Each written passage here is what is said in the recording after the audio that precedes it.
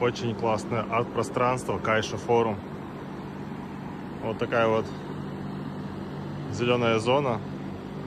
Здесь Кайша форум, кафе-ресторан. Вот. Такую огромную площадь кондиционировать нет возможности. Поэтому стоят вот такие вот здоровые вентиляторы, которые здесь гоняют воздух. На самом деле очень круто.